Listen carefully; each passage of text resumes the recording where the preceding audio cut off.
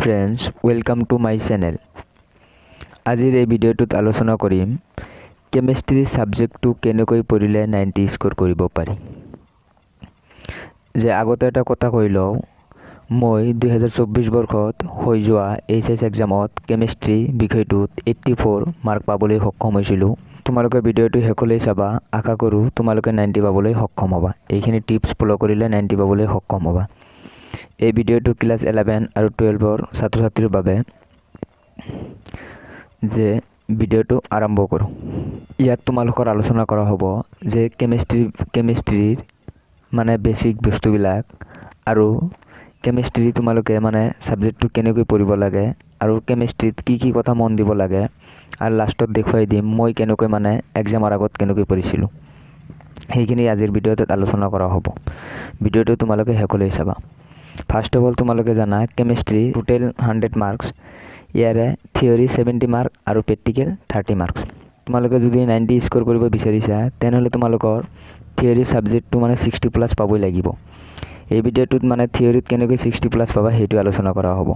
তোমালোকে যদি 90 স্কোৰ কৰিব বিচাৰিছা তেনেহ'লে প্ৰেক্টিকেল বাদ দি তোমালোকে থিয়ৰীত 70ৰ ভিতৰত মানে 60 পাবই লাগিব। তেতিয়াহে তোমালোকে 90 স্কোৰ কৰিব পাৰিবা। সেইখিনি আজিৰ ভিডিঅ'ত আলোচনা কৰা হ'ব। ফাৰ্ষ্ট অফ অল তোমালোকক কেমিষ্ট্ৰি বেছিক কথাখিনি কোৱা হ'ব।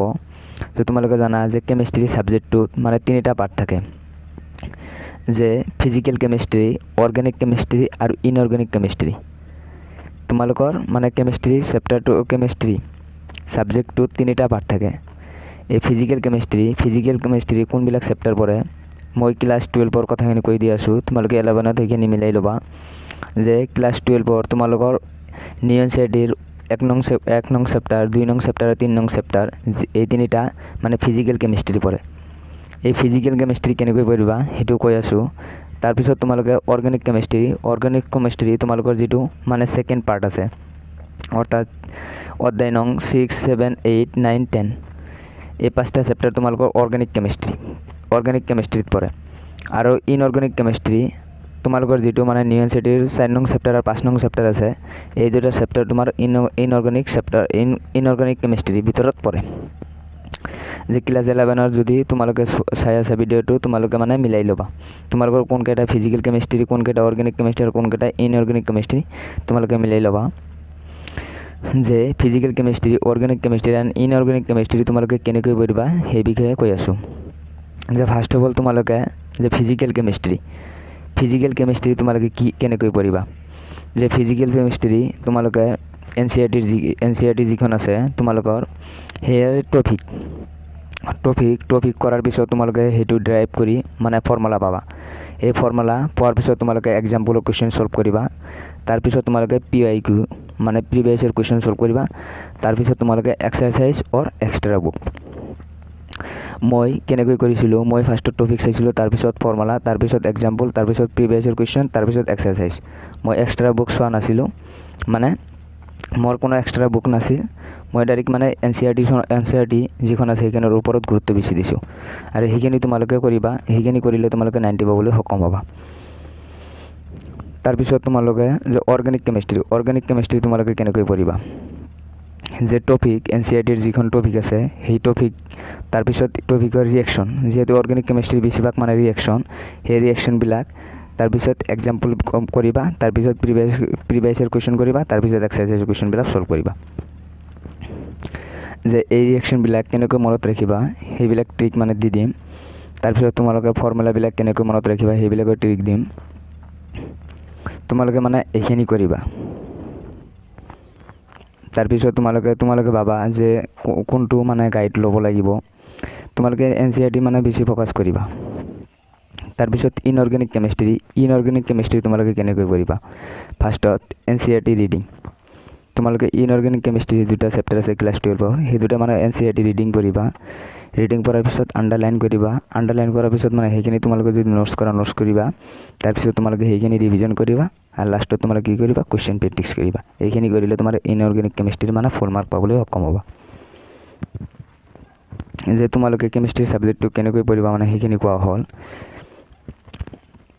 যে তোমালোকে এক্সামৰ আগত মানে কেনেকৈ মানে এই ৰিয়েকশ্যনবিলাক, ফৰ্মুলাবিলাক মনত ৰাখিবা সেইবিলাক মানে ট্ৰিক দি দিম। আৰু মই কেনেকৈ মানে সেইবিলাক মনত ৰাখিছিলোঁ সেইবিলাক কোৱা হ'ব। আৰু তোমালোকক এটা কথা কৈ লওঁ যে তোমালোকে NCERTৰ যিবিলাক ইম্পৰ্টেণ্ট মানে টপিক সেইবিলাকে বেছিকৈ মানে ফ'কাছ কৰিবা। এই ইম্পৰ্টেণ্ট টপিকবিলাক তোমালোকে কেনেকৈ গম পাবা যে এইটো চেনেলত দিয়া হৈছে যে কেমেষ্ট্ৰি ইম্পৰ্টেণ্ট টপিকবিলাক আৰু এক্সাম্পল এক্সাৰচাইজৰ ইম্পৰ্টেণ্ট কুৱেশ্যনবিলাক দিয়া হৈছে, সেইখিনি তোমালোকে চাব পাৰা। তোমালোকে মানে এইটো চেনেলত যাই মানে সেইখিনি চাব পাৰা। সেইখিনি চালে তোমালোকে গম পাবা যে কোনকেইটা চেপ্টাৰ মানে কোনকেইটা টপিক মানে ইম্পৰ্টেণ্ট হয় আৰু ইম্পৰ্টেণ্ট দিয়া হৈছে, আৰু তাৰপিছত তোমালোকে এক্সাম্পলৰো ইম্পৰ্টেণ্ট দিয়া হৈছে, এক্সাৰচাইজৰ ইম্পৰ্টেণ্ট দিয়া হৈছে, আৰু তোমালোকে পাঠ্যস্থ প্ৰশ্নমালাৰ ইম্পৰ্টেণ্ট দিয়া হৈছে। সেইখিনি তোমালোকে গম পাবা আৰু সেইখিনি তোমালোকে বেছিকৈ ফ'কাছ কৰিবা। এতিয়া তোমালোকে বিশেষকৈ মানে কোনখিনি কথাত মন দিবা সেইখিনি কৈ আছোঁ।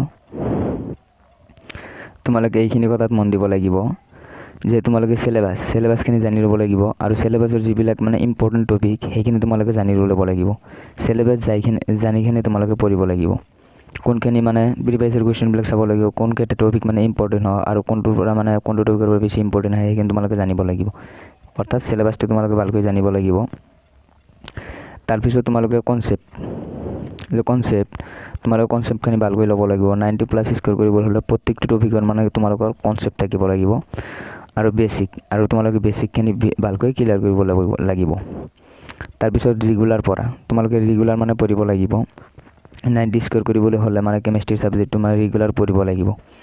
তোমালোকে যিকোনো এটা পাৰ্টিকুলাৰ টাইমত মানে ৰেগুলাৰ মানে পঢ়িব লাগিব। তাৰপিছত নোটছ ভেৰি ইম্পৰ্টেণ্ট। তোমালোকে নোটছ মেকিং কৰিব লাগিব। নোটছ নকৰিলে তোমালোকে 90 পাব নোৱাৰা। নোটছ কৰিবই লাগিব। Notes very important. আৰু তাৰপিছত তোমালোকে হেবিট NCERT, তোমালোকে যিমান পাৰা NCERT মানে পঢ়িবলৈ মানে NCERT মানে বেছি ফ'কাছ কৰিব লাগিব। তাৰপিছত ৰিভিজন, তোমালোকে যিমান পাৰা মানে ৰিভিজন কৰিবই লাগিব। টপিকটো ৰিভিজন কৰিবই লাগিব, বাৰে ৰিভিজন কৰিব লাগিব আৰু কুৱেশ্যন প্ৰেক্টিছ কৰিব লাগিব। তাৰপিছত তোমালোকৰ এটা আশা থাকিব লাগিব যে মই এই ছাবজেক্টটো লেটাৰ পাম বুলি তোমালোকৰ এটা আশা থাকিব লাগিব। এতিয়া মই দেখুৱাই দিম যে মই এক্সামৰ আগত মানে কেনেকুৱা ধৰণৰ ট্ৰিক ব্যৱহাৰ কৰিছিলোঁ। তাৰপিছত ইলেক্ট্ৰকেমিষ্ট্ৰিৰো মানে লিখি লৈছোঁ ইম্পৰ্টেণ্ট মানে, আৰু এইবিলাক ফৰ্মুলা মই লিখি লৈছোঁ।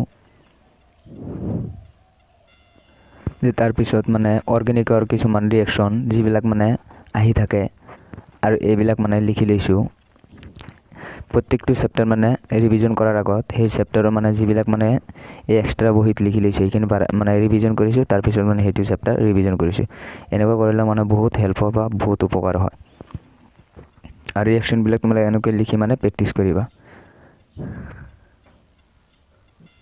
লাষ্টত তোমালোকক কওঁ, তোমালোকে পঢ়িব লাগিব, তোমালোকৰ এটা আশা থাকিব লাগিব। ভিডিঅ'টো কেনে পালা কমেণ্ট কৰি জনাবা, আৰু লাইক শ্বেয়াৰ কৰিবা, বন্ধু বান্ধৱীৰ লগত শ্বেয়াৰ কৰিবা। Thank you all of U.